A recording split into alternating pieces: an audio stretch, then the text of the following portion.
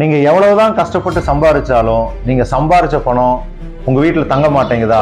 அப்ப இந்த வீடியோ உங்களுக்கு தான். பிரபஞ்சன் வாஸ்துல இருந்து உங்களுடன் பேசிக்கொண்டு இருப்பது கண்ணன். எவ்வளவுதான் கஷ்டப்பட்டு நம்ம பணத்தை சேமிச்சு வச்சாலும் அனாவசியமான செலவுகளுக்கு போகுதா? வீண் விரயங்கள் ஆகுதா? உங்க வீட்டுல இந்த அறிகுறிகள் இருந்தால் இந்த வீடியோ உங்களுக்கு தான். இதுல சில முக்கியமான குறிப்புகளை கூறுறேன், நீங்க தெரிஞ்சுக்குங்க.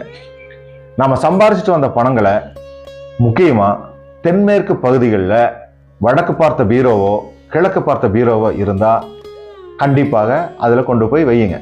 நகை, சொத்து பத்திரம் இதுல எல்லாமே வைக்கக்கூடிய முக்கியமான இடமா அது கருதப்படுது. தென்மேற்கு மூலை அப்படிங்கிறது மிக சக்தி வாய்ந்த இடமா வாஸ்து சாஸ்திரத்துல சொல்லப்படுது.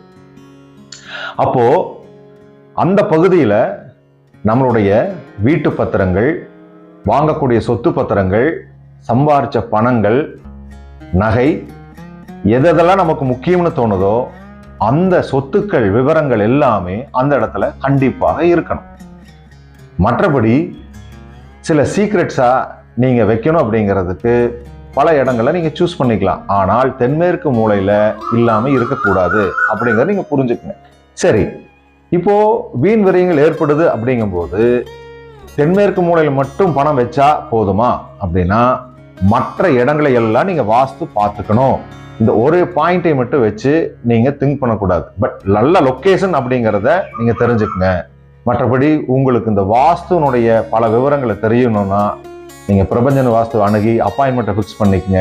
உங்களுக்கு நல்ல ஒரு ஆலோசனைகளையும், நேரில் வந்து நல்ல ஆலோசனைகளையும் நல்ல கருத்துக்களையும் கொடுத்து உங்க வாழ்வில மகிழ்ச்சிக்கு ஒரு அங்கமா இருக்குங்கிறத இந்த நேரத்துல கூறிக்கிறதுல சந்தோஷப்படுறேன். நன்றி. ஓம் நமச்சிவாய.